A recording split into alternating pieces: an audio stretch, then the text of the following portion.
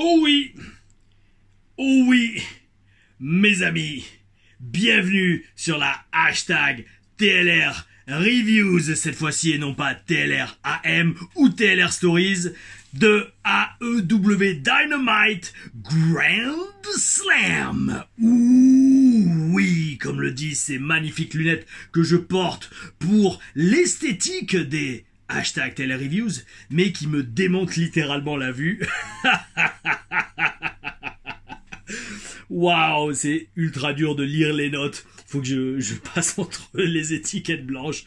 Mais oh oui, on a toujours le bel esprit sur la chaîne Tom Larufa. Et pourquoi j'ai commencé en disant c'est une hashtag TLR Reviews et non pas une TLR AM ou une TLR Stories? Parce que j'ai littéralement filmé hier, que je vous dise pas de bêtises, 6 TLR AM. Oh oui. 6 reviews de match WS, 6 souvenirs, chacun était unique. Et franchement, alors bon, je pense que je vais garder pour l'instant le rythme une par semaine. Mais là, je vais en avoir tellement. J'ai fait que un dossier, j'en ai 3 de dossiers remplis de vidéos. J'ai fait qu'un dossier, j'ai environ, je dis pas de bêtises, 25 vidéos, donc 25 matchs. Alors certains, bon, certains c'est contre les mêmes adversaires, hein, donc les matchs sont peut-être pas les mêmes, mais ça se ressemble. Alors je sais pas si je vais poster les doublons, on verra. Mais là, les 6 matchs que j'ai fait hier, chacun a une histoire différente. Et je me demande, dites-le moi dans les commentaires, si vous êtes, alors où ça serait le meilleur endroit, voilà, pour faire un sondage. En fait, je pense le dimanche, avant chaque jour, donc c'est le lundi soir à 20h où je poste une TLRAM, analyse de match, je fais un sondage. Et je fais un sondage pour vous demander laquelle vous voudrez. Parce qu'en fait, je vais donner un titre à chaque TLRAM. Parce que chaque histoire, par exemple, je vous annonce direct, il y en a une, ça va être un superbe match en équipe. Mais, alors non, c'était quoi? C'était un superbe match, mais un finish pourri. Voilà. Un superbe match en équipe, mais un finish pourri. Une autre, ça va être catch sur l'eau. Une troisième, alors qu'est-ce que c'était la troisième? C'était oui. Oui, j'ai halluciné.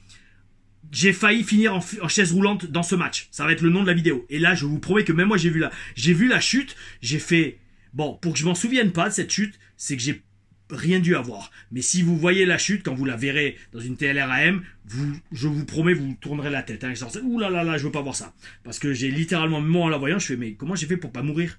Mon ange gardien me protège, merci. Déjà à l'époque, mais voilà. Donc tout ça pour dire, avant d'attaquer Grand Slam, qui était un très gros show, oh oui, AEW, ils ont géré cette semaine, ils ont délivré, oh oui. Avant de commencer, dites-moi s'il vous plaît dans les commentaires où ça serait le meilleur endroit pour faire un sondage. Est-ce que ça serait Twitter? Est-ce que ça serait Instagram? Ou est-ce que ça serait l'onglet communauté sur YouTube? Voilà, parce qu'en fait, je vais pas vous mentir, je gère tout seul, hein, quasiment. Bon, à part Alex, bien sûr, Alex Castillo de Ozero Wrestling, qui me fait les super backgrounds et qui me fait parfois les miniatures et qui m'a fait aussi le background pour les TLRM. Bel esprit, mec, qui représente. Oui, je me cache en spartiate en peinture. Mais, avec cet angle de vue. Mais, à la vôtre, mes amis, le Raw n'est pas loin, ça je vous le dis. Ouh là là, on va peut-être en avoir un 6ème, je pense. On en est à 6, hein, je crois, de Raw lors des TLR Reviews. Donc je disais, à part Alex, il m'aide sur certains visus, je fais tout seul. Donc je gère pour l'instant tous les réseaux sociaux tout seul. Spotify, ça commence à mousser aussi, c'est pour ça qu'il y a le petit micro ici. Attendez, je lève. Faut pas que je crie trop fort. Parce que il est très sensible. Hop, on le repose. Et donc Spotify, pareil, ça marche bien. Donc franchement, bel esprit mes amis. Et je vous redis encore une fois, merci du retour, de suivre les compteurs montent. Souvenez-vous, j'ai dit, hein, quand il y a 10 000 abonnés sur la chaîne, je vous fais la vidéo où non seulement j'essaie d'avoir un petit mot de Becky Lynch, voir si elle le fait, ce serait sympa. Et la vidéo qu'on avait tournée dans mon appart quand elle voulait pitcher un certain personnage à la WWE, et vous allez halluciner de voir le niveau de la vidéo. Parce que même moi, en la filmant, j'avais des frissons. Ouh. Petit indice, c'est le genre de truc qui vous file des cauchemars. Oh oui. Bref, mes amis, AEW Dynamite Grand Slam du 25 septembre 2024 dans la ville de Queens, à New York. Alors, c'est plutôt, je pense, le quartier Queens, j'imagine. Ou alors, est-ce que c'est une ville qui s'appelle Queens dans l'état de New York? Je ne sais pas. Et je ne saurais pas parce que je ne suis pas allé vérifier. Je suis allé vérifier pas mal de choses lors de ce AEW Dynamite. Ce matin à 4h du mat, levé à 4h du mat. Oh oui, bel esprit, j'arrivais, c'est pas que j'arrivais pas à dormir. Je me suis réveillé tôt et j'arrivais plus à me rendormir. Donc je me suis dit, bon, allez, il est 4h. Watch Wrestling, ils ont dû poster cette fois-ci, j'espère, en entier, parce que on a bien eu confirmation que lors de Raw, ils avaient zappé la promo de Drew McIntyre. Donc par contre, apparemment, bon, ça a été assez basique, entre guillemets, bon, mais basique. Donc je pense pas qu'on ait loupé grand-chose, enfin en tout cas moi et ceux qui écoutent les télé reviews. Mais voilà. Donc je me suis dit, j'espère que Watch Wrestling ont posté déjà AEW Grand Slam, Dynamite Grand Slam, et oui, c'était le cas. Bel esprit, bel esprit, bel esprit, en tout cas la première partie. Donc j'ai commencé à mater à 4h du mat. Et ça m'a laissé le temps de faire quelques recherches, notamment sur, je crois que c'est surtout l'âge de certains catcheurs. Et j'ai été très étonné. Pourquoi? Parce que bon, déjà j'étais étonné parce que la salle était joliment décorée, je trouve. Ils avaient mis une teinte dans les lumières. Bon, je sais pas s'ils le font à chaque fois, sûrement, mais je prête pas attention. Mais là, comme c'est Grand Slam, j'ai voulu voir, ok, qu'est-ce qu'il y a de différent cette semaine? Le Raw est là, mes amis. Le Raw est là, il est coincé là, mais comme je projette ma voix pour parler, il ose pas sortir, le pauvre. Mais je pense qu'il va oser sortir au fur et à mesure que je bois ce Monster dont j'ai bien besoin en fin d'après-midi.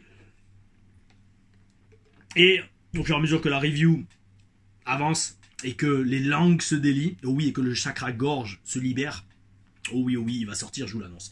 Tout ça pour dire, donc ouais, j'ai pas l'habitude de regarder vraiment le décor de AEW Dynamite, mais là, comme c'est Grand Slam et qu'ils nous le vendaient comme un Dynamite spécial, chaque année, une fois par an, je crois, si j'ai bien compris, c'est Grand Slam et hop, tout est spécial et ça a un arrière-goût de pay-per-view, et c'était le cas d'ailleurs, même si ça durait pas 4 heures, donc ça me facilite la vie un peu.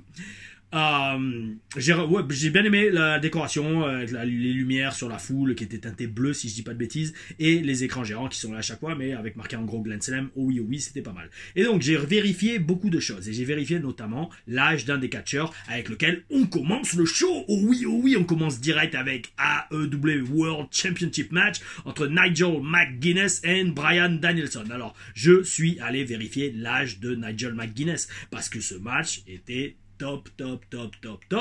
Et Nigel McGuinness, que je dis pas de bêtises, je crois, a 48 ans. Les amis, 48 ans, il a 8 ans plus que moi. Bel esprit, il a le physique, il catch bien, il a... Alors, mes amis, alors pour ceux qui me suivent sur Instagram et qui regardent mes stories, vous verrez, parce que là, là je le balance, là je le tartine. Hein. Je tartine, qu'est-ce que je tartine? Je tartine le fait que je retrouve mes abdos. Oh oui. Et pour moi, maintenant, j'ai vu cette phrase magnifique, je crois que je l'ai partagée en story d'ailleurs Instagram il y a quelques jours. Alors in shape. In shape en anglais, ça veut dire être en bonne condition physique, mais surtout en bonne condition physique visuellement notamment. Parce qu'en général, si vous êtes visuellement beau, entre guillemets, en mode pas catcheur, oui, lapsus révélateur, si vous êtes visuellement musclé, sec, dessiné, bien proportionné avec des muscles là où il faut, c'est ça qu'on appelle in shape, d'accord? Donc, je vais utiliser le terme in shape, mais comme ça au moins je l'ai expliqué. L'image disait, je me mets à bégayer comme Tamatonga. Non, c'est juste que je réfléchis en parlant.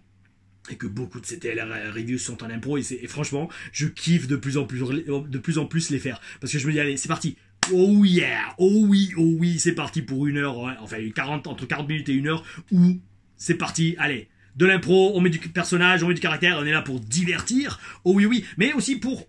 Alors, j'allais dire apprendre. Oui, apprendre dans un sens, c'est transmettre le savoir et l'expérience. Oh oui. Donc, mes amis, tout ça pour dire, cette image que j'avais retweetée, repartagée en story sur Instagram, c'était être in shape à 20-25 ans. Ça peut signifier plein de choses. Génétique, le fait que le gars fasse du sport, plein de choses. Mais être in shape à 40 ans, ça signifie qu'une chose, de la discipline. Ça, mes amis... je pense qu'il y a beaucoup de jeunes qui regardent mes vidéos, 20, 30 ans peut-être, mais croyez-moi, quand on avance dans l'âge, on s'en rend compte totalement, et c'est encore plus gratifiant de se dire, tu sais quoi, même si je suis plus âgé, je vais garder ma forme physique, et je vais rester in shape, comme on dit, in shape. Et là, encore plus maintenant, que je fais mes TLRAM, et que je les fais notamment pour vous, là que j'en ai fait 6 d'affilée hier, mercredi, c'est excellent parce que je vois l'évolution de mon physique, c'est top.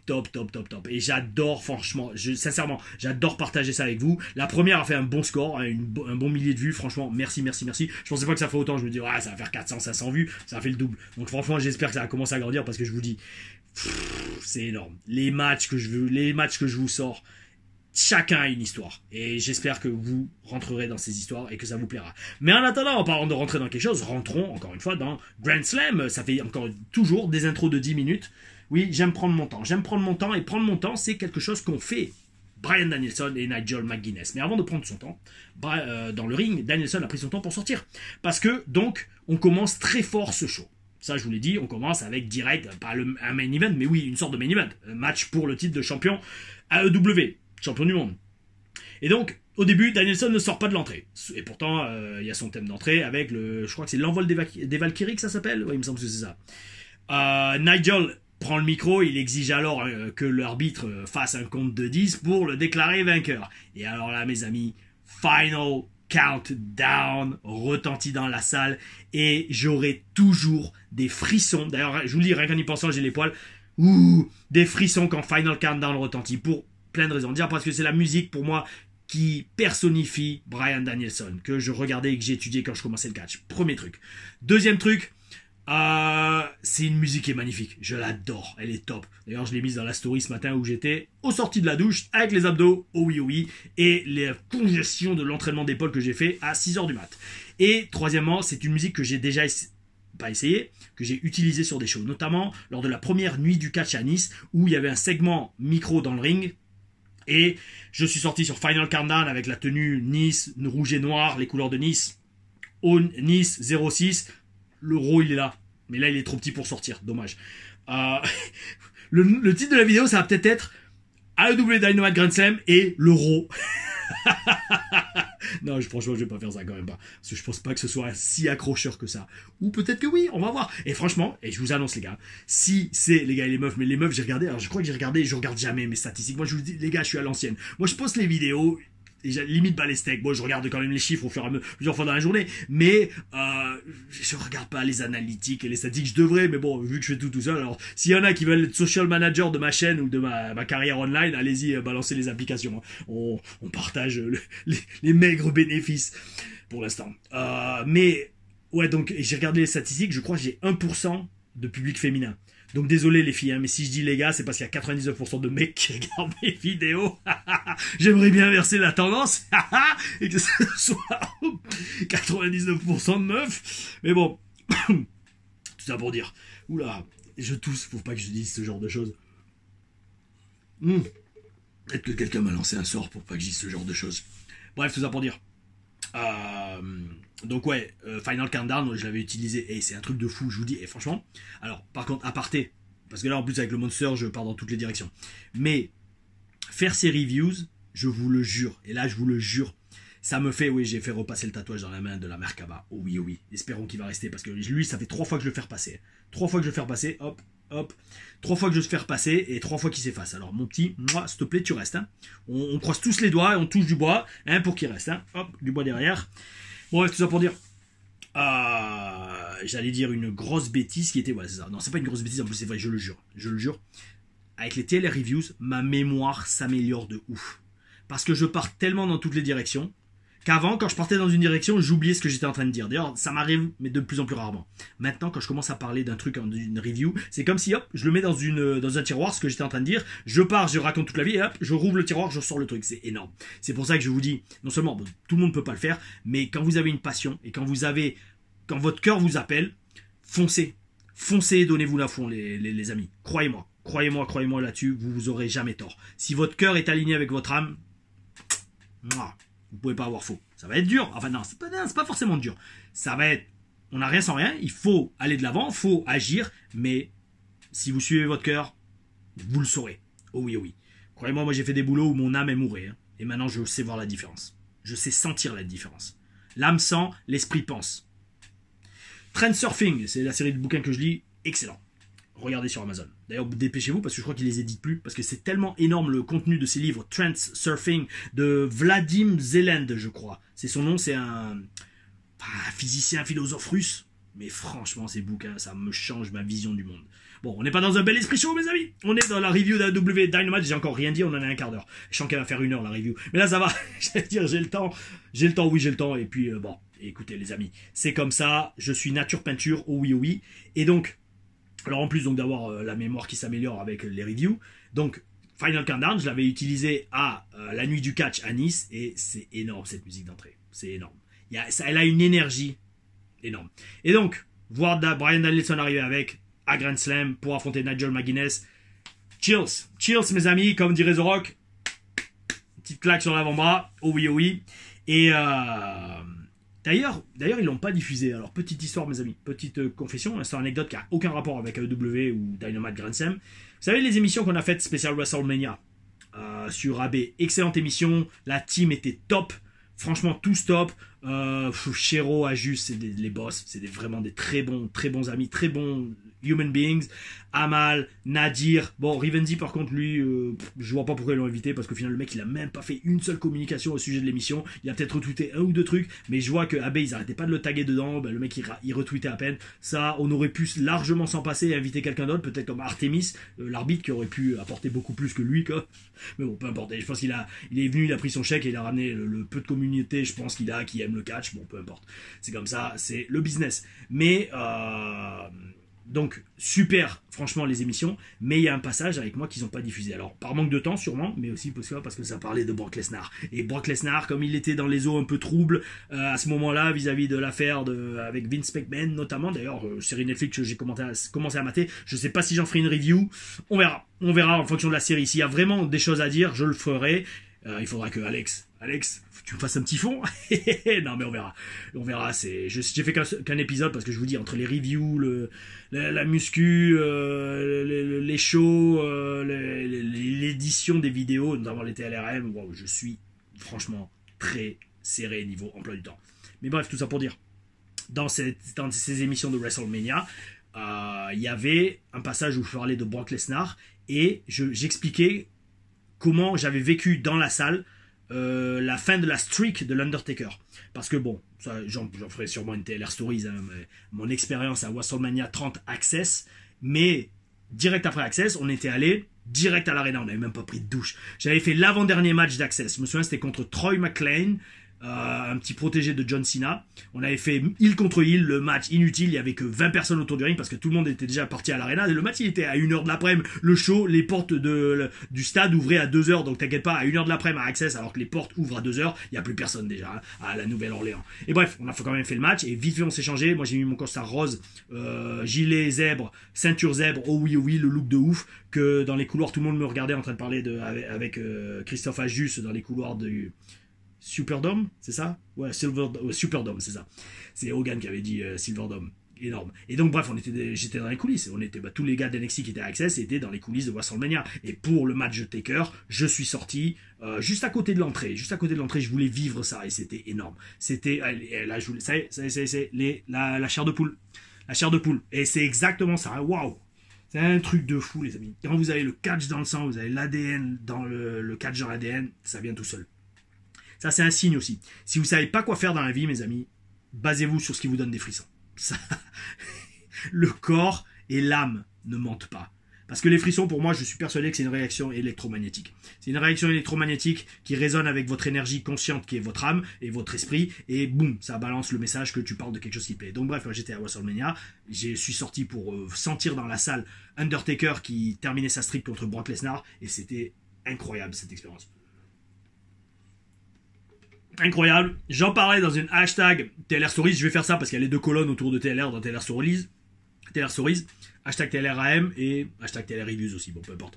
Et tout ça pour dire, donc ouais, des frissons. Et en fait quand j'en ai parlé lors de l'émission, j'ai eu aussi des frissons. Et j'ai montré c'était à Philippe, parce que c'est lui qui était vraiment l'animateur de la soirée. Ajus faisait plus réagir, on va dire. Et donc à Philippe, je lui montre, regarde, j'ai des frissons.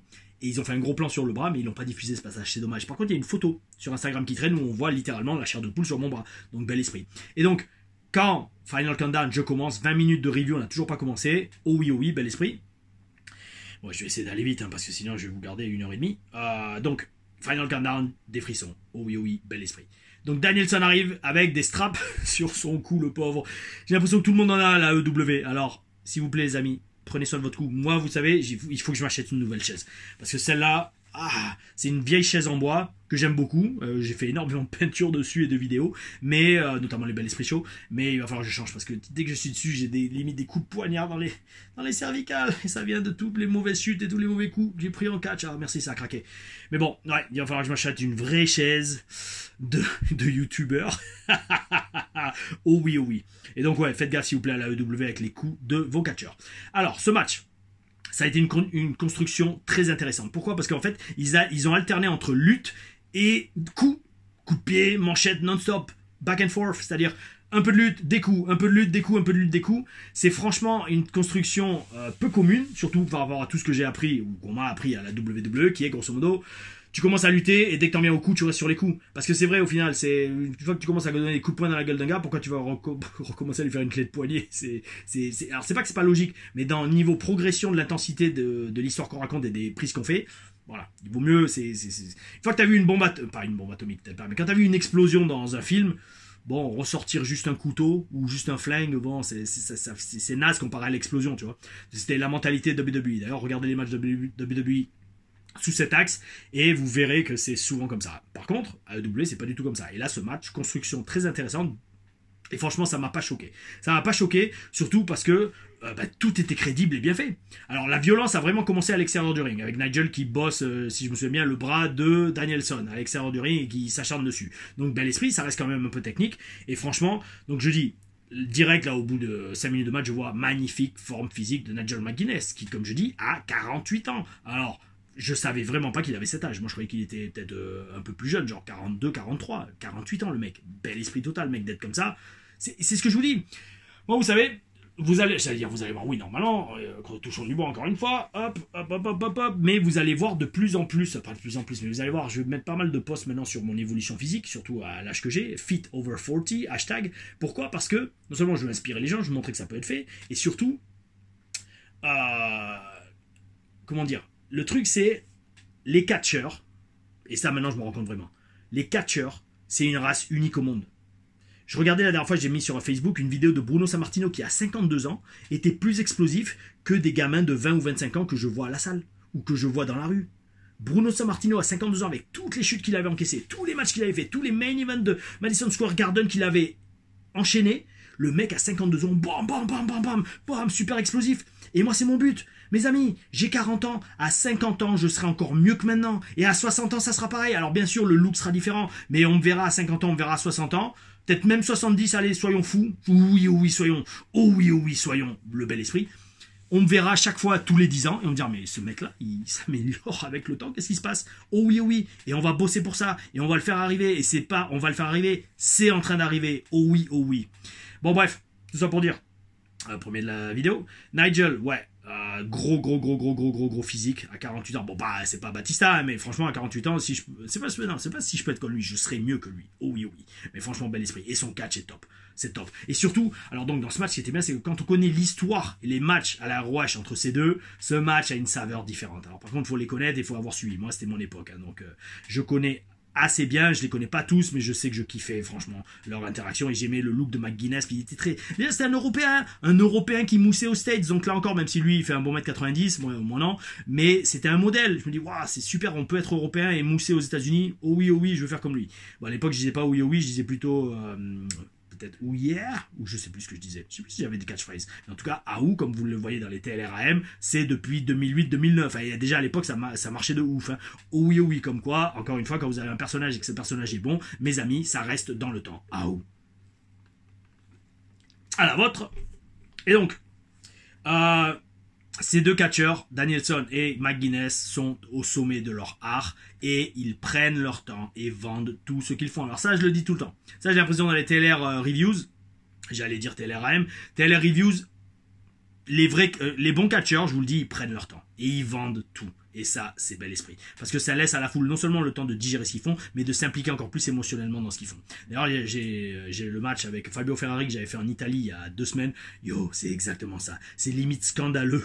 C'est limite criminel. À quel point je prends mon temps. À quel point je fais tout mousser avec la foule. Et enfin bref, c'est bel esprit. Franchement, c'est très bel esprit. Surtout quand on commence à vivre le business et le catch comme ça, ma parole, qu'est-ce que c'est kiffant. Oh oui, oh oui. S'il y a des aspirants catcheurs dans le public, là, dans l'audience de la chaîne Tom La Ruffa, mes amis, croyez-moi, allez jusqu'au bout de vos rêves. Ça me fait penser à la chanson. Mais je ne chanterai pas. Ne me demandez jamais de chanter ou de danser, s'il vous plaît. Merci. Alors, le feu de Bryan Danielson est unique. Enfin, pas unique, mais il est one of a kind. Je le redis, ce n'est pas le catcheur le plus charismatique de l'histoire, les amis, mais la foule sent tout ce qu'il fait dans le ring et surtout tout ce qu'il vit. Quand il sort d'une période difficile du match et qui est là, qui est comme ça et qui respire, et la foule commence à se lever, et c'est littéralement se lever et commence à rentrer dans ce qu'il fait, et c'est top. Ça, quand vous avez cette connexion émotionnelle avec la foule, c'est franchement top, top, top. Et je le redis, physiquement et même de gueule, il n'est pas ultra charismatique, mais il a cette connexion avec la foule, et ça, c'est gagné, parce que ça veut dire que tous ces matchs, ils vont être dedans. Et on sait très bien qu'un match de catch sans la foule impliquée, c'est vraiment pas du tout la même chose, même si le match est exceptionnel. Encore une fois, il a failli venir, hein, mais je pense qu'il va venir à la fin de la vidéo. Oh oui, oui. Bon, un finish très technique. Alors oui, ça, par contre, le match était top, mais le finish était limite plat pour ceux qui sont habitués à plein de faux finish. Alors, justement, on peut pas s'empêcher de pas faire de comparaison avec la WWE. Et la WWE, dans les gros matchs comme ça, il y a plein de faux finish, blablabla. Et là, le finish se termine sur une soumission donc de Nigel McGuinness. Il abandonne. Et ça sort pas de nulle part, mais c'est climatique, non pas climatique, mais le climax, le sommet, je sais plus comment on dit en français. Ça a manqué d'explosivité, mais d'un autre côté, vous savez, regardez, dans ce genre de truc, le match était tellement bien, j'ai tellement de respect pour les deux catcheurs que, yo les amis, ça, moi je prends combien de matchs de MMA on voit qui se terminent sur des ah bon merde c'est fini, alors qu'en fait tout le match ils étaient top. Je vois comme ça ce genre de match, surtout qu'en plus c'est des gars qui sont affrontés à la ROH, ils étaient très axés réalisme. Donc voilà. Mais voilà, c'est un finish quand même qui a peut-être choqué certains qui sont habitués à avoir plus de dents de scie.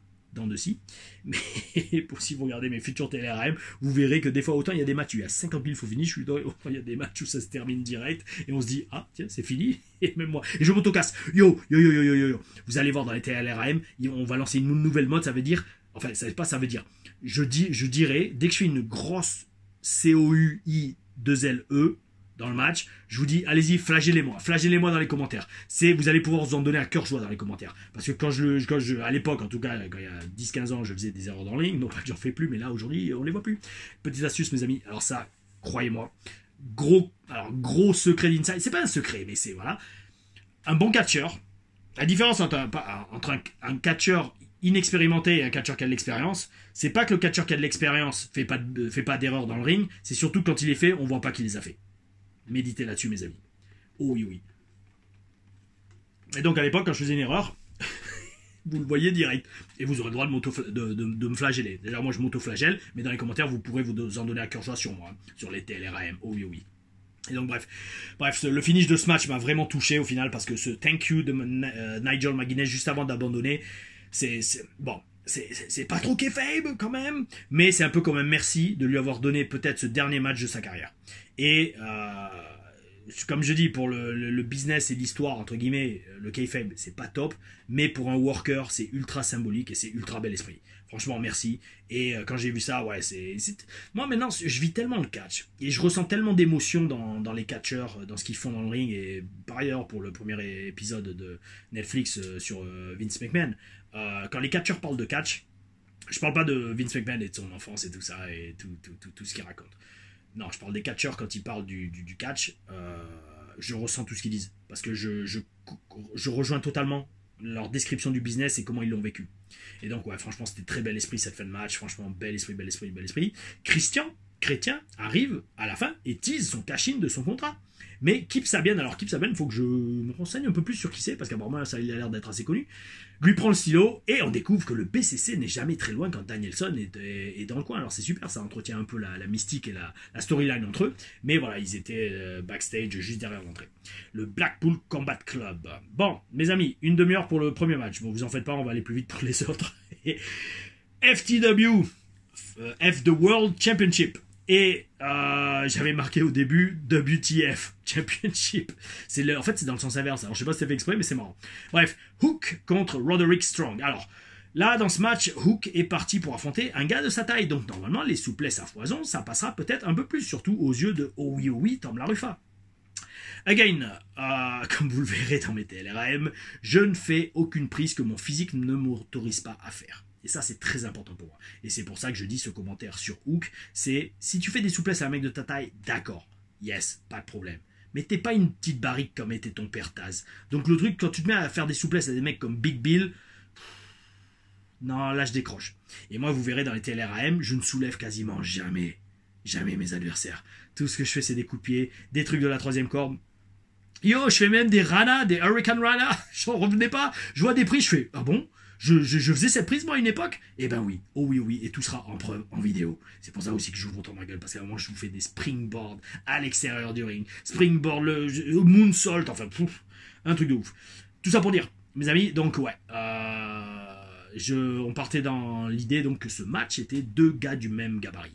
Beaucoup d'utilisation très créative des chaises, car c'est un match FTW, rules, donc il n'y a pas de disqualification. Et victoire de Hook sur une soumission. Roderick Strong abandonne assez rapidement au final. C'est vrai que le match a été assez court, mais je pense qu'il n'y avait pas énormément d'enjeux non plus dans ce match, surtout quand on voit ce qui s'est passé après.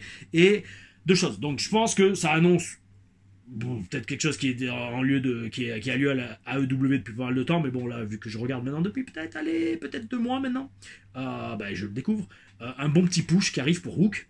Et alors il a 25 ans. Là j'ai regardé son âge pareil sur Wikipédia. Alors il a un bon petit physique, mais ça pourrait être mieux. Et je parle de vécu, mes amis. Vous allez voir, il y a des vidéos où j'avais 25, 26, 27 ans. J'avais un physique de ouf. Alors, j'étais ultra dessiné. Ben, attends, j'ai toujours un bon petit physique quand même. Hein. Mais à l'époque, surtout sous les projecteurs de la WL, ce que j'analyse aussi dans les TLRAM, un truc de ouf. C'est le physique que j'ai, c'est waouh. Moi, je fais waouh. J'étais aussi sec. Qu'est-ce qui se passe? J'avais les abdos. En fait, ça fait littéralement mal de voir mes abdos à l'écran. Je vous jure. Parce que, en fait, comme j'ai fait tellement de lutte et de pont, j'ai les abdos qui sortent, qui poussent vers l'avant. C'est à force de faire le pont. Et en fait, en plus, ils sont assez comaques. Moi, génétiquement, c'est les trapèzes et les abdos. Hein. Je veux dire, les bras sont assez petits parce que justement, les lutteurs ont pas des gros bras. Mais abdos, épaules, abdos, épaules et trapèzes. Ouais, c'est mes points forts. Surtout pas les mollets. Alors ça, les mollets, j'ai beau les bosser, ça reste un gros point faible. Mais donc ouais, donc Hook, il va avoir un petit push, mais par contre, ouais, là, quand j'ai vu qu'il avait 25 ans, parce que moi je pensais qu'il avait plus 20-22 ans, mais là en fait, oui, il avait 20-22 ans quand il s'est fait signer, maintenant il a 25 ans. Donc frérot, pousse un peu plus à la salle et mange un peu plus quand même, hein, ça serait pas mal. Surtout si tu veux faire des souplesses à tout le monde. Enfin bref.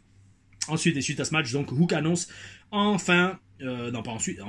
ensuite, la fin du titre WTF, voilà, c'est là j'ai marqué FTW, qu'il remet à son père, son fondateur. Gros hug entre les deux, embrassade, dans leur ville hometown de New York. C'est franchement bel esprit, c'est un bon petit moment de télé et de catch, oh oui, oh oui. Et d'un autre côté, c'est aussi cool de retirer une ceinture, parce que je pense plus qu'elle était si nécessaire que ça. Oui, oui. Et le symbole est sympa, de la rendre à celui qui l'a amené au tout début, c'était dans les années 90 je crois. Bel esprit et surtout père et fils, oh oui oui, un bon petit booking, larme à l'œil, mais on en a besoin.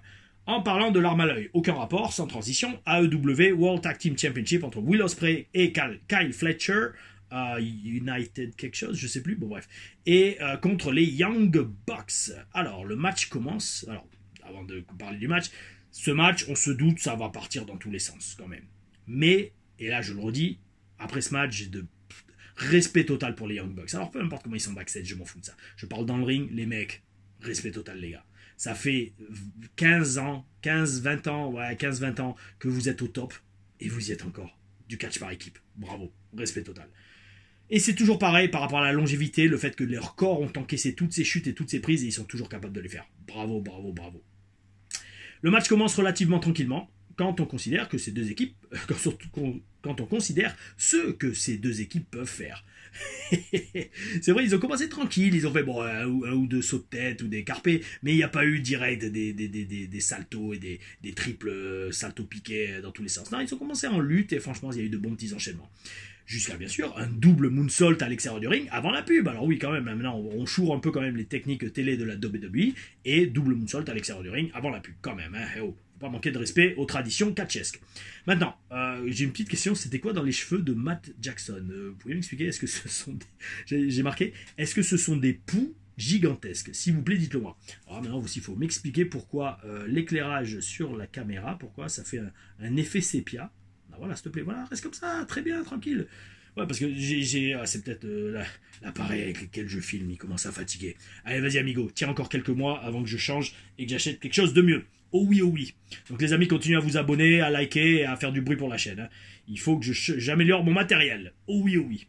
Bref, franchement, ça a été un match énorme. Énorme, énorme, énorme, comme les poux dans les cheveux de Matt Jackson. Victoire des Heels, les Young Bucks, en utilisant une ceinture dans une magnifique séquence de match de catch à 4. Franchement, ce match m'a étonné, parce que je m'attendais à voir tout et n'importe quoi, et en fait, on a eu un vrai match par équipe, et surtout, c'est ça. Ce que j'ai particulièrement adoré, c'est le fait que la foule était impliquée dans tous les faux finishes.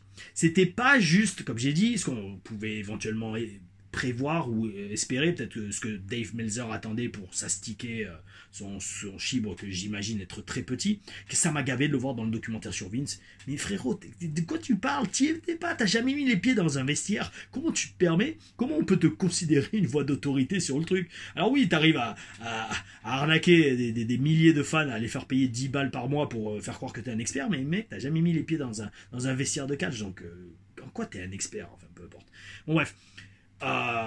Donc ce match de catch à 4, ce match de championnat pour le titre champion par équipe du monde AEW, c'était pas juste des prises de ouf pour juste avoir des applaudissements. Genre, oh oui, bravo, wow, this is awesome, this is awesome. Non. C'était des prises de taré, certes, mais pour tenter de gagner le match et donc de devenir champion. Et ça, c'est bel esprit. Parce que la foule était à fond dedans. À chaque dégagement, wow, ils y croyaient. Et c'est ça, le catch, mes amis. Quitte à utiliser le nom de la chaîne, je crois, de Suri, c'est ça le catch, les amis. Mais moi, je vous le dis, parce que moi, je l'ai fait. Suri le dit, il en a jamais fait. D'ailleurs, il me tarde de le revoir sur un futur show X. Je lui dirai ma façon de penser et je pense que je le ferai dans le ring. Et vous le vivrez avec moi, mes amis. Oh oui, oh oui. Énorme, bel esprit. Surtout aussi à la séquence de finish, comme j'ai dit, une magnifique séquence. Alors en fait, bon, pour ceux qui n'ont pas vu, mais je pense que vous l'avez vu si vous êtes là, il y a Don Callis, qui est le manager de Kyle Fletcher, si je dis pas de bêtises. Il essaye de corrompre l'issue du match en filant un tournevis pour tricher et gagner le match à Fletcher. Ospreay s'en rend compte, il l'en empêche, il lui fait non, qu'est-ce que tu fais? On va pas gagner les titres comme ça, donne-moi ça. Il va le donner à l'arbitre, en mode fair play, et pendant que l'arbitre se retourne pour poser le tournevis quelque part, les Young Bucks utilisent la ceinture pour tricher, les frapper avec et gagner le match, et c'est magnifique. C'est un superbe storytelling, et surtout, à tous les niveaux, tout le monde est gagnant. Parce que non seulement, c'est une super façon de protéger les babyface, qui, même dans leur défaite, vont pouvoir soit dire attendez, t'as gagné parce que tu m'as frappé avec la ceinture, ou surtout aussi engendrer éventuellement sur un autre angle avec Don Callis pour eux-mêmes, que ce soit Fletcher ou Ospreay ou juste Fletcher. Fletcher qui dit à Callis attends, t'as tenté de même mais tu nous as coûté la victoire, tu vois. Et franchement c'est top, tout le monde est protégé. Franchement, bel esprit, très très bon booking. Autant j'avoue, des fois, bon, niveau booking, on se pose des questions, que ce soit AEW ou plus rarement WWE, mais là, franchement, je vous dis, tout ce show était franchement top. Et en parlant de top, alors, un petit dernier commentaire sur ce match, donc c'est un gros match, mais voilà, ça aussi c'est très important. Faut quand même faire gaffe. Alors, respect aux 4 catcheurs, là, ils ont très bien catché, ça a été un très bon match. Par contre, faut quand même faire gaffe. Et ça, je vous le dis, bon, pour que vous compreniez comment marche le business, mais aussi pour s'il y a des jeunes aspirants catcheurs dans les spectateurs ou les auditeurs sur Spotify. Oh oui, oh oui. C'était un gros match, mais il faut quand même faire gaffe. Parce que quand on a ce genre de catch et ce style de catch, le public, au final, va toujours attendre cela de votre part. Et donc, ça veut dire que si vous êtes blessé, ou que si vous commencez à être âgé, ou vous êtes fatigué, ou que vous n'êtes pas au top, il faudra quand même leur donner ce catch. Toute votre carrière, dans tous vos matchs. Parce que sinon, ils se sentiront... voilà, il est là. Oh oui, bel esprit. Je savais qu'il allait arriver, et il arrivait à 40 minutes de vidéo quasiment. Oh oui, bel esprit. Peut-être il y en aura un deuxième, je préfère vous prévenir, pour ceux qui n'aiment pas ça. Donc comme ça, vous coupez le son quand vous voyez que vous sentez qu'il arrive. Sentez les énergies, mes amis. Sentez les énergies, c'est très important. Bref, tout ça pour dire, si vous adoptez un style de catch comme ça, comme Kyle Fletcher et Will Ospreay ont, c'est un choix qu'il va falloir assumer et de faire de façon consciente et constante. Voilà. C'est pour ça aussi que je vous dis, bossez vos personnages. LA Knight, arrête de faire ta voltige, concentre-toi sur ton perso et ta connexion avec la foule et ton catch, mais ton catch de main eventer. Et donc, parti de là, tu pourras catcher encore comme ça pendant 10 ans. Oui. Regardez Orton. Orton, justement, à force de catcher, il s'est pété le dos, et là, maintenant qu'il va plus lentement, non seulement il catch toujours au top, et franchement, il est toujours là. Et la foule l'adore. Donc, c'est ça. Pensez en 4 dimensions, pensez dans le futur aussi. Si vous avez un style de catch ultra dur pour votre corps, malheureusement, j'allais dire, vous allez pas, c'est pas que vous allez pas durer longtemps, c'est pas ce que je souhaite, mais vous allez prendre beaucoup plus cher. Beaucoup plus cher. Alors que si vous adoptez un catch beaucoup plus intelligent dès le début de votre carrière, mais vous allez avoir une carrière qui dure 40 ou 50 ans. De toute façon, c'est ce que disait Hogan. Hogan regrette de ne pas avoir utilisé le sleeper hold comme finish au lieu de la leg drop, parce qu'avec la leg drop, il s'est pris 10 opérations du dos. Vous comprenez le truc? C'est pas, je dis pas ça pour j'allais dire dénigrer les gens qui font de la gym dans le ring. Non, même moi je l'ai fait. Enfin, bon, j'ai pas fait les trucs que fait Will Ospreay, mais j'ai fait des saltos arrière de la troisième corde, j'ai fait des springboards 450. 450, je l'ai fait à l'entraînement, mais j'ai vu la violence de la réception. Je fais non, ça je le fais pas parce que j'étais entre guillemets intelligent comme ça. Je fais non. Si je fais cette prise dans tous mes matchs ou régulièrement, mais je vais plus avoir de coudes, je vais plus avoir d'épaule, je vais plus avoir de genoux, voilà. Rien que le splash, ça fait mal. Un splash, ça fait mal sur les genoux. Ils prennent cher les genoux et les coudes. Donc calmons-nous les amis. Bref, voilà, c'était un petit commentaire. Voilà, si vous avez un style de catch à la Will Ospreay ou à la Kyle Fletcher, ça va vous suivre toute votre carrière et ça sera un choix qu'il faudra assumer. Suite à ça, nous avons une petite backstage promo que j'ai notée. Pourquoi? Parce qu'on voit Rocky Romero à Dynamite. Première fois que je le vois. Et franchement, il est maintenant donc dans la Conglomeration. Et c'est ce que j'allais dire. Franchement, bel esprit amigo. Parce que Rocky Romero, pour ceux qui ne savent pas, c'est quelqu'un de très proche. Bon, pas qu'on se parle tous les jours, mais j'ai fait au moins 6 mois d'entraînement avec lui aux États-Unis. C'était top. Il m'a beaucoup aidé sur mon catch, Rocky. Il m'a vraiment apporté le côté plus crédible du Japon. Parce qu'à l'époque, il était déjà Black Tiger 4, si je dis pas de bêtises, au Japon. Et franchement, bel esprit. Et le voir enfin à l'écran Dynamite, parce que je savais qu'il était à la EW. Mais je le voyais jamais. Et là, je le vois. Oh oui, bel esprit. Rocky, amigo, bel esprit. Mes amis, suite à ça, une promo de Prince Nana qui donne des nouvelles sur Swerve Strickland et là, boum, les débuts d'MVP à la AEW. Alors, bel esprit, on dirait que MVP embrasse son rôle de manager encore plus et accuse carrément Prince Nana d'avoir échoué avec Swerve Strickland. Il propose ses services à Swerve par l'intermédiaire de Prince Nana. Intéressant, franchement, parce que ma parole, et je pense qu'ils vont le faire. Businessment parlant, c'est le plus intelligent à faire, mais avoir MVP en manager de Swerve Strickland, mes amis, ça donnerait encore il l'a déjà, mais encore plus une dimension de main eventer à Swerve Strickland. Il est déjà quasiment au sommet de la EW, mais là, les deux ensemble, ça renforcerait son star power de ouf. Et c'est là que je comprends l'importance d'un manager, et surtout d'un bon manager. Oh oui, c'est tout un art d'être manager, ça je vous le dis, c'est pas donné à n'importe qui. Ça me fait délirer des fois les gens sur les indies qui sont là à dire « Oh, je suis pas assez bon pour faire catcher, je vais faire manager. » Non, frérot, au contraire. Pour être manager, faut limite être meilleur que catcher. Parce que la personne qui s'imagine qu'être manager, c'est juste être là comme un blaireau au bord du ring et crier et faire du bruit. Non, c'est que t'as rien compris, amigo. C'est pas ça. Être un manager, tu dois être la béquille sur laquelle se tient le catcher que tu manages. Parce qu'un bon catcher, techniquement, il ne devrait pas avoir besoin de manager. Il devrait être capable de faire le job tout seul. Mais si on met un manager avec quelqu'un, c'est qu'il lui ajoute quelque chose. Et il faut qu'il y ait une bonne dynamique entre les deux.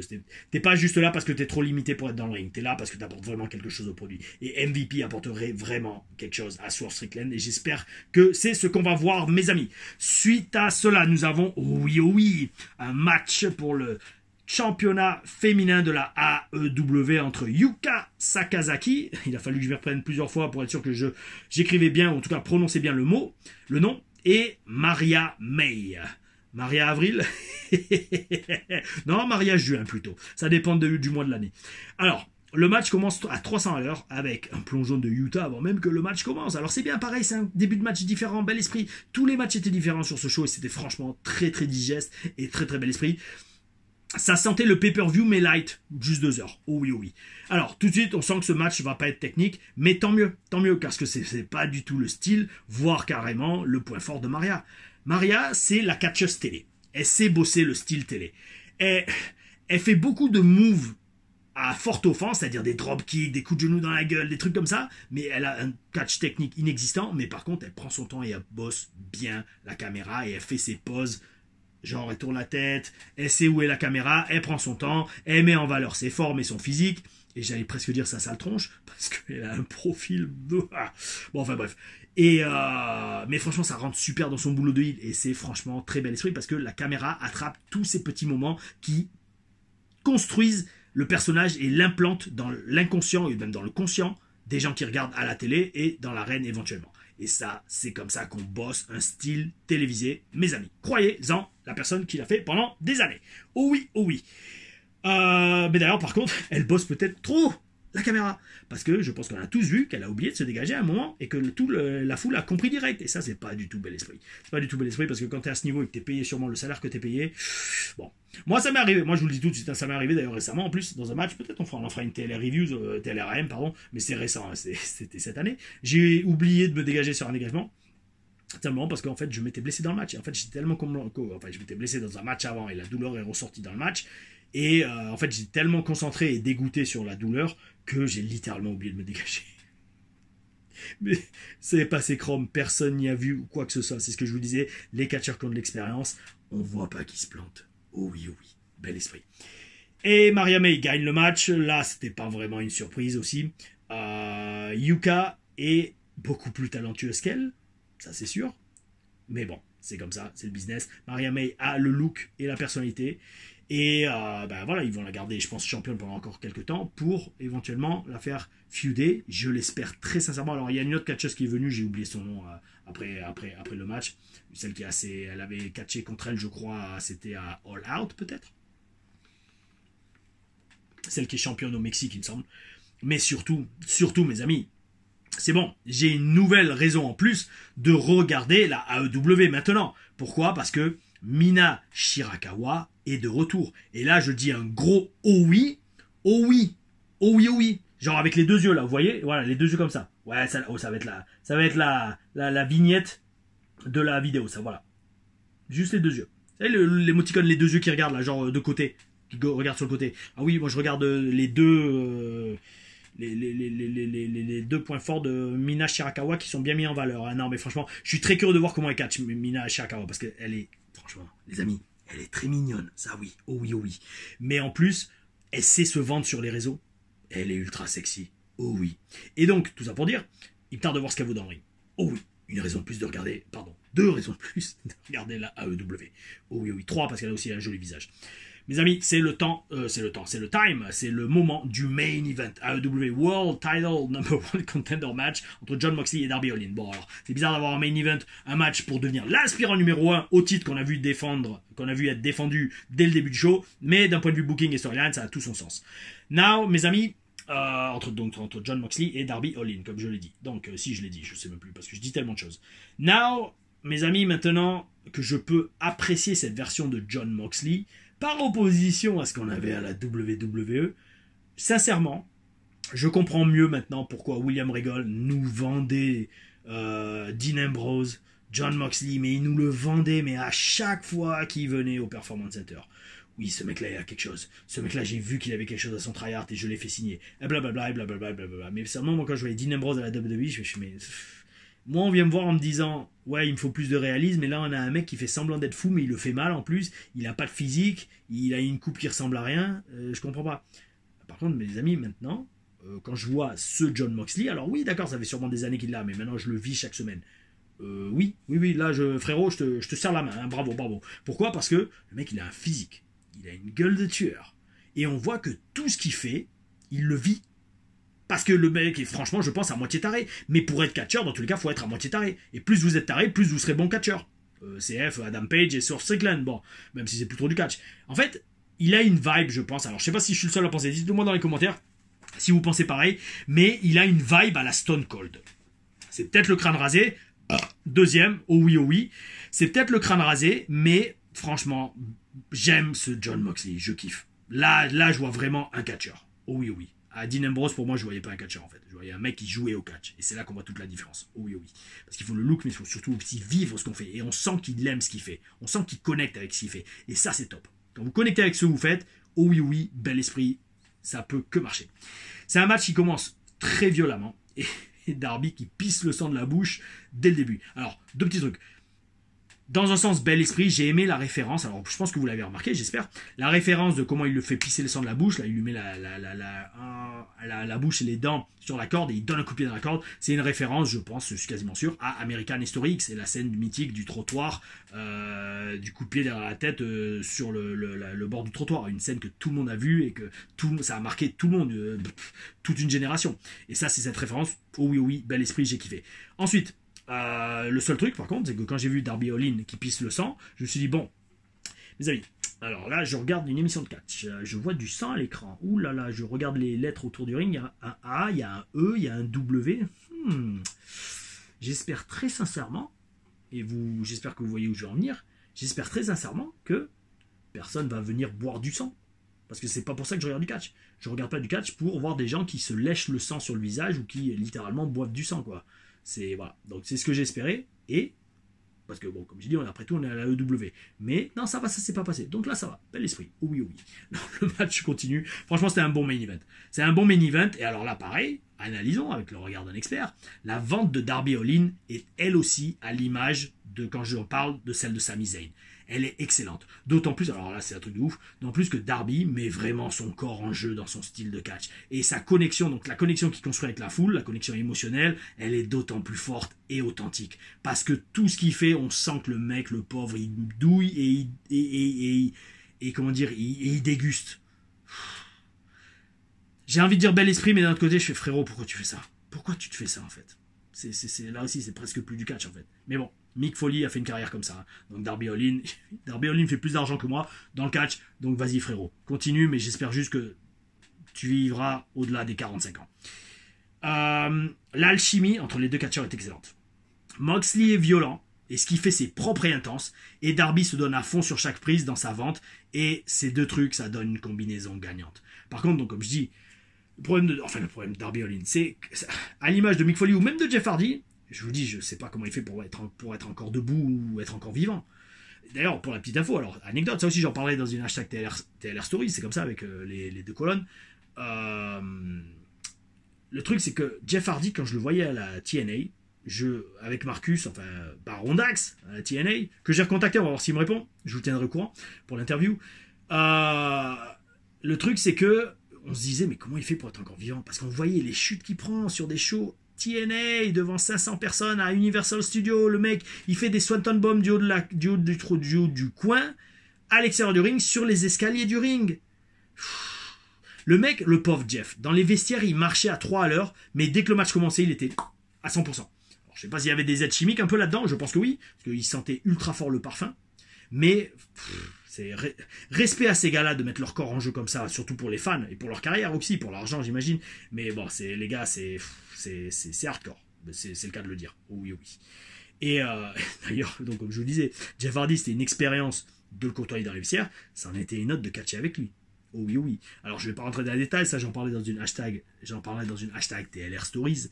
Mais catcher contre Jeff Hardy avec une commotion cérébrale, comme j'ai été assez bête pour le faire un jour, c'est pas une bonne idée, mes amis.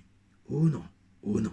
Bon, je vais pas faire des lunettes au non, mais en tout cas, croyez-moi sur parole. Si vous avez une commotion cérébrale, bon, malheureusement, il faut bosser, il faut être payé, parce que là, à la TNA, c'est aussi une des raisons pour ça que malheureusement je suis pas resté, c'est qu'il n'y avait aucune garantie. Hein. C'est si tu es utilisé, que tu catches, t'es payé, sinon, t'es pas payé.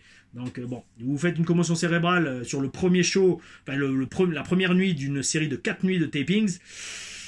Ah, qu'est-ce que je fais? Est-ce que je dis que je suis blessé, on perd notre spot, on perd nos storylines à la télé et on passe pour des ouin-ouin qui pleurnichent, ou je serre les dents, je me protège à fond et on y va, et grâce à mon coéquipier, il prend un peu plus de chute que moi. Et ben, on a pris la solution B, mes amis. Et ça a marché, j'ai survécu.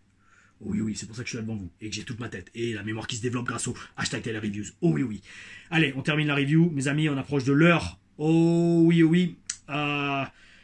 Franchement, dans ce match, il y a eu des superbes idées. Et c'est là qu'on voit le talent et la créativité de deux catcheurs passionnés et que surtout, ils ont la liberté. D'ailleurs, c'est par rapport aux commentaires la question que j'ai sélectionnée, vous allez comprendre. C'est l'exemple que j'ai adoré, c'est alors, mais il y a eu tellement d'exemples, mais là, celui-là, il m'a marqué le coffin drop de la 3e corde que Moxley rattrape en submission. C'est en prise du sommet, je crois, par derrière. C'est énorme.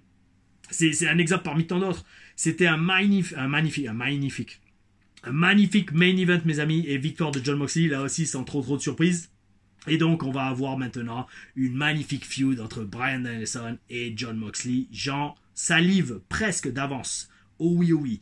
Après le match, Danielson surgit, et pour avoir sa revanche contre Jon Moxley, et bel esprit, parce que la foule adore, les heels s'enfuient comme des lâches, comme des heels, quoi, et c'est en direction maintenant, c'est parti pour Wrestle Dream le 12 octobre, et on a notre match pour le titre mondial AEW. Ça sera Jon Moxley contre Bryan Danielson, ancien membre du BCC, Blackpool Combat Club et deux protégés de William Regal.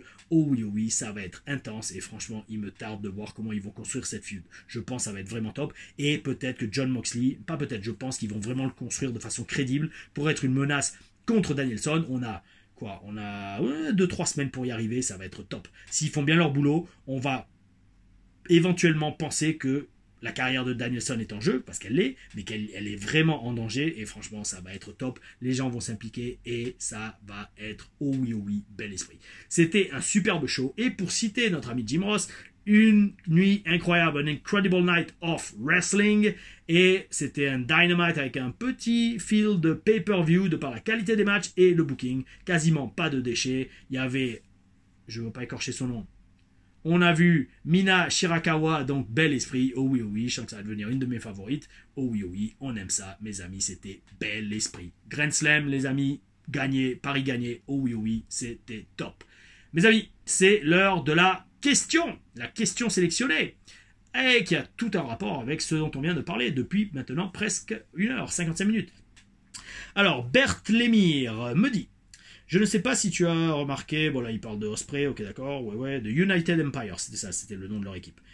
Je passe à ta question, mon cher Bert Lemire. Je ne sais pas si je prononce bien ton pseudo, dis-le moi dans les commentaires. Alors, point question. Si la AEW te contacte un jour et que toutes les conditions sont réunies, irais-tu là-bas ou aurais-tu une forme de fidélité envers la WWE comme certains fans de la compagnie pensent qu'il faut avoir? Alors tu dis lol, entre parenthèses, mais moi ça me fait rire. Et si tu irais, avec les visionnages que tu as fait de la promotion jusque-là, quels sont les catcheurs avec qui tu imaginerais le mieux bosser? Très très bonne question. Alors, je vais dire tout de suite, bien évidemment. Alors là, c'est la AEW me contacte et que les conditions sont réunies, mais même s'ils me contactent et qu'ils me proposent un job, ça dépendrait bien sûr du salaire et surtout, très important aux États-Unis, visa de travail, mes amis. Ça, c'est le plus important. Donc bref, ça pour dire, si la AEW, on s'étire un peu, parce que ça fait 1 heure de review sur une chaise qui est vraiment pas confortable. Est-ce que j'ouvre une Amazon wishlist, mes amis? Que je mets une chaise d'ordinateur. Dites-le moi dans les commentaires. Bref, tout ça pour dire, si la AEW me contacte et que donc les conditions sont réunies, bien évidemment j'y vais. Pourquoi? En fait, pour plusieurs raisons. Parce que ça, c'est une discussion que j'ai eue avec Enzo quand il est venu en France il n'y a pas longtemps pour la TPW, et qu'on a eu notre match revanche de NXT TakeOver, que j'ai analysé pour l'instant, en tout cas la préparation, dans ma toute première Taylor Stories, et la deuxième sortira en octobre. C'est une promesse, mes amis. Oh oui. Et surtout que maintenant, j'ai pas mal de répètes depuis hier avec les TLRAM. J'en avais parlé avec Enzo, et en fait, le truc, c'est, les amis, si vous allez à la AEW et que vous moussez, mais la WWE va tout faire pour vous signer. Parce qu'en fait, la AEW a fait tout le boulot à vous rendre over, ils ont dépensé tout l'argent, et la WWE vous accueillera beaucoup plus mis en avant que si vous commencez par le Performance Center. On le voit avec Ethan Page, qui, franchement, j'ai pas envie de dire, sert pas à grand chose. On le voit avec Jeff Cargill, qui, je le dis, sert à rien, à part juste faire des likes sur Instagram.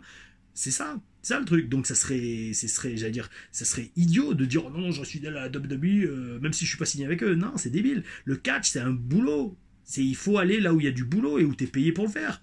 Surtout à la télé en plus. Donc non, ça c'est clair et net que j'irai. Et alors maintenant pour la deuxième partie de ta question, parce qu'en plus, en fait c'est surtout aussi que je sens la liberté qu'ils ont. Je sens le non-stress et le non-encadrement carré qu'il y avait en tout cas quand j'étais à la WWE. Maintenant c'est peut-être différent sous l'ère Triple H, mais quand même je pense que WWE et Triple H ils aiment quand même garder le contrôle de ce qu'ils mettent à l'écran. Moins que Vince, mais c'est toujours là. À AEW je sens cette liberté. Je la sens dans tout, dans les promos, dans le style de catch, etc. Et ça, c'est mon rêve, oui. C'est mon rêve, c'est mon objectif, d'avoir cette liberté créative. Regardez ce qu'on fait à la Rix. Quand on a un peu de liberté et qu'on peut faire vraiment du bon boulot. On fait un truc qui n'a jamais été fait en France et qui mousse de ouf. D'ailleurs, Rix, en octobre, mes amis, je serai là. Je suis de retour à la Rix. Et croyez-moi, ça va faire mal. Vive la France et vive les francs-tireurs. Et donc, si j'étais à la AEW, avec qui j'aimerais bosser, mon ami, eh bien alors, sans trop réfléchir, Adam Page, oui, totalement. Mais pour ça, il faudrait vraiment que je sois booké vraiment en main eventer. Parce que si je suis un mid-carder ou un low-carder et bosser avec Adam Page, il va y avoir aucun enjeu. C'est pas top. J'aimerais faire beaucoup de... alors ça serait top. Des légendes, des mecs comme Jeff Jarrett. Dire que j'ai catché avec des gars comme ça. Tu vois, voilà, c'est... j'aimerais bosser en tant que producteur. Alors moi, catcheur, et avoir comme producteur des mecs comme Jake the Snake. Mais je serais tous les jours à poser des questions à Jake the Snake. à Dean Malenko. En fait, je passerais autant de temps à bosser dans les vestiaires, à poser des questions à des mecs comme ça, que à bosser dans le ring. Tu vois, en fait, c'est ça le truc. En fait, à la limite, franchement, bosser en public, genre dans le ring, ouais, des mecs avec de l'intensité, des gueules et des physiques. Et des gars surtout avec qui on peut parler au micro. Ah oui, ça, il faut que le gars puisse parler au micro. Si c'est juste pour faire de la voltige, Osprey, Pac, j'adore Pac, hein, mais enfin, oui, Pac, c'est ça, c'est pas Neville. Non, ça, c'est pas le genre de catch qui m'attire parce que moi, bon, oui, je vais chuter pour eux, mais c'est tout en fait. Je vais pas pouvoir rivaliser avec Siphon, c'est pas ça mon intérêt. Par contre, faire des bonnes joutes verbales au micro et ensuite construire de l'émotion et après y aller, se cogner et bosser la foule, parce que forcément, je pense que je serais heal à EW si je fais le French Stallion ou alors le Spartiate pour faire de la thune, pour faire un bon babyface qui vend des t-shirts et des casques en plastique, oui, ça pourrait aussi, mais ça serait beaucoup plus limité niveau promo. Alors que vous lâchez le French Stallion de World of Hurt à la EW, mais les gars, tout le monde, j'ai fait pleurer. Mina Shirakawa, je vais mettre une tente devant son vestiaire et dès qu'elle sort, j'essaie de la brancher. Mais voilà, c'est comme ça que mon esprit commence à raisonner. Tout ça pour dire, ouais, en fait, dans le ring, je sais que je pourrais m'adapter avec n'importe qui. Peut-être moins avec les mecs qui sont des haricots sauteurs, mais par contre, et surtout vu mon âge et mon expérience aussi, parce que si j'avais 25 ans, oui, je te dirais, oui, j'adorerais faire ce genre de match, mais à 40 ans, bon, c'est pas trop ce qui m'attire. Christian, ah oui, bosser avec Christian, mes amis, je dis oui tout de suite là, les amis, ça c'est clair et net. Ça m'est venu comme ça, c'est un boss, Christian. Chris Jericho, ben, bien évidemment, c'est le genre de gars. Bon, après, bien sûr, c'est le top. Le mec, oui, tu veux bosser cœur, ben, les tops d'affiche, ben oui, clair, mais surtout des mecs qui ont l'expérience et qui pourront m'apprendre. Oh oui, oh oui. Et dernier truc, donc comme je dis, moi en fait ce qui m'intéresserait beaucoup à la EW aussi, c'est d'avoir comme agent, je te dis, des mecs comme Jake the Snake, Dean Malenko, Billy Gunn. Bon, Billy Gunn, je le connais, je l'ai eu coach pendant plusieurs mois au Performance Center. Mais qui ils ont d'autres en producteur? Ils ont Jerry Lynn, pas mal aussi.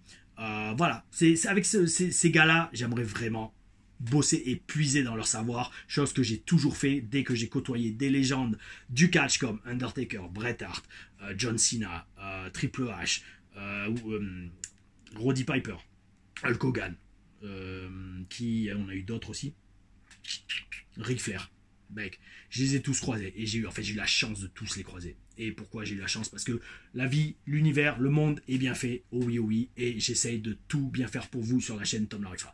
Mes amis, oh oui, merci d'avoir suivi cette vidéo de 1 heure, oh oui, merci d'être toujours là, merci de commenter, merci de lâcher, lâcher un commentaire, commenter, oui, je sais plus ce que je dis, là c'est le monster qui commence à perdre ses effets, mais tout ça pour dire, abonnez-vous, likez, mettez la cloche, partagez les vidéos et la chaîne. Je vous remercie pour vos soutiens et votre réaction à toutes les vidéos. On se voit pour la review de SmackDown samedi matin. Et je me demande très sincèrement si je vais pas faire aussi celle de Collision. Parce que d'après ce que j'ai compris, c'est Grand Slam Collision aussi. On verra. Peut-être vous aurez la surprise dimanche. Review de Collision. Oh oui, mes amis, gardez le bel esprit. C'était Tom La Rufa et qui vous dit « Aou ».